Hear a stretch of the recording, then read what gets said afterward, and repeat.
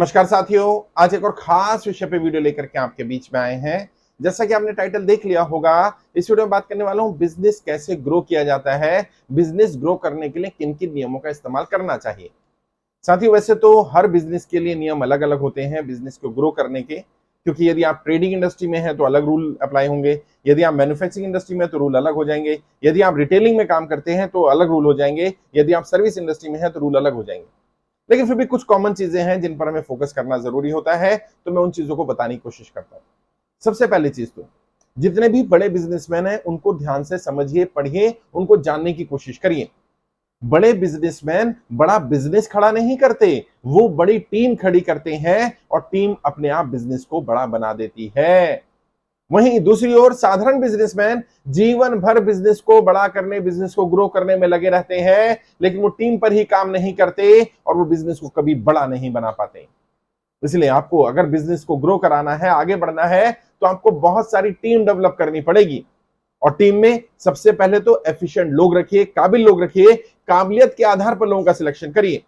उसके बाद अलग अलग डिपार्टमेंट्स में कम से कम ऐसे लोग रखिए जिन्हें उस फील्ड की महारत हो, जिन्हें वो गुण हो, जिनके अंदर जिन गुणों के कारण वो डिपार्टमेंट आगे बढ़ सकता है, वो काम आगे हो सकता है। और जब हम बिजनेस की ग्रोथ की बात करते हैं, किसी भी बिजनेस में, आप ट्रेडिंग में हो, रिटेलिंग में हो, आप मैन्युफैक्चरिंग में हो, सर्विस इंडस्ट्री में हो, बिजनेस की ग्रोथ का मतलब क्या है? बिजनेस ग्रो करने का अर्थ है हमारे पास सेल ज्यादा होनी चाहिए और फिर प्रॉफिट ज्यादा आएगा। अगर सेल ज्यादा आएगी तो हमारे पास पैसा होगा और फिर हम आगे एक्सप्लोर कर पाएंगे, कुछ नया बिजनेस को एक्सपेंशन कर पाएंगे, एक्सपेंड कर पाएंगे, कुछ नया बिजनेस में कर पाएंगे। तो यानी कि हमारा सारा फोकस होना चाहिए सेल को कैसे बढ़ाया जाए। तो आप अपने बिजनेस में देखिए कि जो आपका प्रोडक्ट है उस प्रोडक्ट की डिमांड कितनी है। डिमांड कम है तो डिमांड को कैसे बढ़ाया जा सकता है, या कोई ऐसा काम किया जा सकता है जिसमें कि ऑलरेडी हम जिस इंडस्ट्री या जिस सेक्टर में काम कर रहे हैं उसमें डिमांड को जनरेट कर दें। डिमांड पैदा हो जाएगी किसी नए प्रोडक्ट की या हमारे प्रोडक्ट की, तो डेफिनेटली सेल ज्यादा हो जाएगी। हमारा सारा फोकस इस बात पर होना चाहिए कि हमारी सेल्स टीम स्ट्रांग हो। मार्केटिंग, एडवर्टीजमेंट, ब्रांडिंग, इन सारी चीजों से ज्यादा जरूरी है हमारी सेल का बढ़ना। और यदि हमारा सेल बढ़ जाएगा तो बाकी चीजें अपने आप ही ग्रो कर जाएंगी।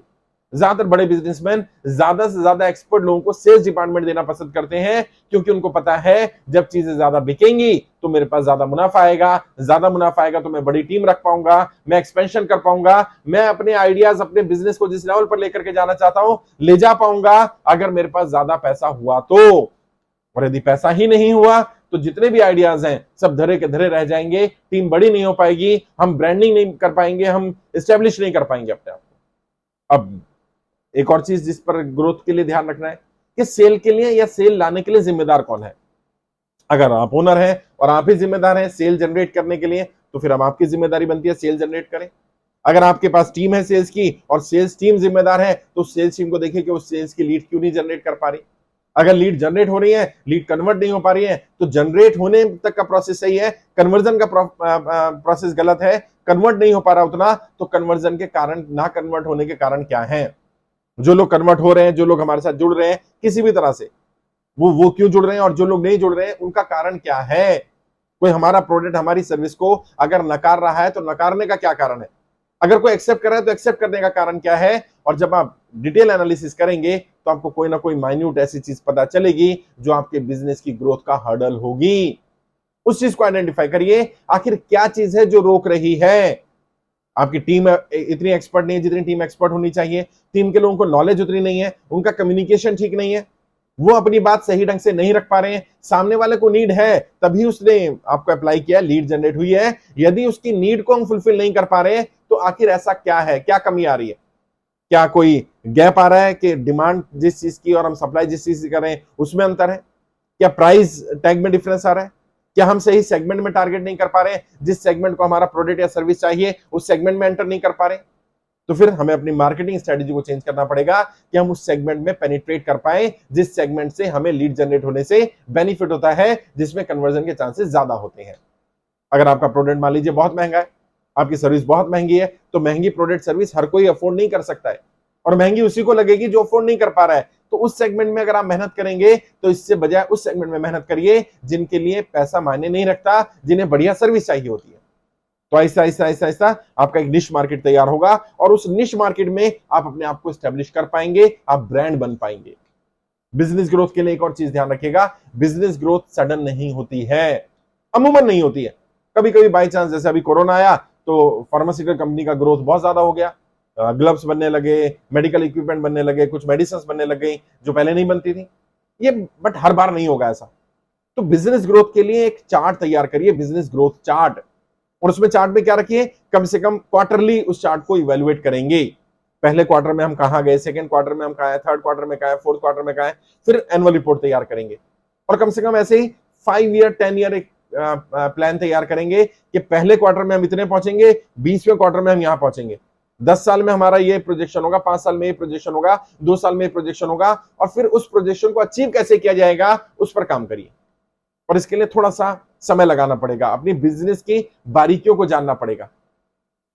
बड़ी बड़ी चीजें तो दिख जाती हैं, स्टाफ दिख जाता है, स्पेस दिख जाता है, खर्चे दिख जाते हैं, कमाई दिख जाती है, ये सब चीजें जनरली पता होती हैं, लेकिन कहीं ना कहीं लीकेज होगी जो नहीं पता है, वेस्टेज हो रहा होगा नहीं मालूम है, कहीं पर समय का वेस्टेज हो रहा होगा, कहीं पर एम्प्लॉयज का वेस्टेज हो रहा होगा, कहीं पर स्पेस का वेस्टेज हो रहा होगा, कहीं पर पैसे का वेस्टेज हो रहा होगा। तो उस लीकेज को आइडेंटिफाई करना, कहां पर थोड़ी बहुत कमी आने के कारण चीजें स्ट्रीमलाइन नहीं हो पा रही हैं, कहीं पर कम्युनिकेशन के कारण कुछ चीजें सही कम्युनिकेट नहीं हो पा रही हैं, कहीं पर स्टाफ की सही ट्रेनिंग ना होने के कारण स्टाफ अपनी बेस्ट परफॉर्मेंस नहीं दे पा रहा है। बहुत सारी छोटी छोटी चीजें होंगी, उनको पहले ऑब्जर्व करिए। सबसे पहले बिजनेस ग्रो नहीं हो रहा, इस बीमारी के कारण का पता लगाइए। जब बीमारी का कारण मिल जाएगा तो निवारण हो ही जाएगा। ऐसी कोई समस्या नहीं है जिसका समाधान संभव नहीं है, बस हमें समस्या का पता तो हो। अगर हमारा स्टाफ ठीक नहीं है तो बढ़िया स्टाफ कैसे ढूंढना है वो भी पता कर लेंगे, स्टाफ को बढ़िया कैसे बनाना है वो भी सीखा जा सकता है, बेकार से बेकार स्टाफ को बढ़िया किया जा सकता है, उनकी प्रोडक्टिविटी बढ़ाई जा सकती है, लेकिन पता तो चले कमी कहां है।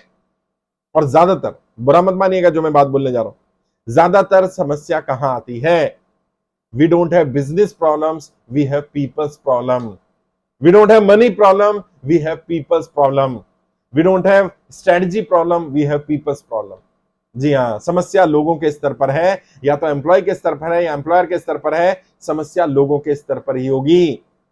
और अगर हम लोगों को ट्रेन कर पाए, लोगों को समझा पाए, लोगों को बता पाए कि कंपनी की ग्रोथ में ही उनकी ग्रोथ है, और ये बात उनके दिमाग में, दिल में बैठा पाए, तो यकीन मानिए वो जी जान लगा देंगे कंपनी की ग्रोथ के लिए। लेकिन आपको पहले उन पैरामीटर्स को खुद समझना पड़ेगा, फिर उन्हें समझाना पड़ेगा। फिर भी जैसा मैंने कहा कि अलग अलग बिजनेस की ग्रोथ के अलग अलग पैरामीटर्स है, आपका बिजनेस ऑलरेडी किस स्तर पर है उस पर डिसाइड होगा कि अगला स्टेप क्या होने वाला है।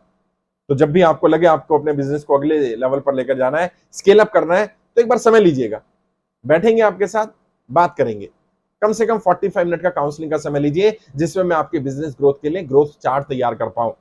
कितना जेन्युइन ग्रोथ चार्ट आपके बिजनेस के हिसाब से होना चाहिए, मैन्युफैक्चरिंग में होंगे तो क्या होगा, ट्रेडिंग में होंगे तो क्या होगा, रिटेलिंग में होंगे तो क्या होगा, सर्विस इंडस्ट्री में होंगे तो क्या होगा, कितना टर्नओवर ऑलरेडी मेंटेन कर रहे हैं, उसके आधार पर अगला स्टेप क्या होना चाहिए, छोटे छोटे माइलस्टोन क्या होने चाहिए।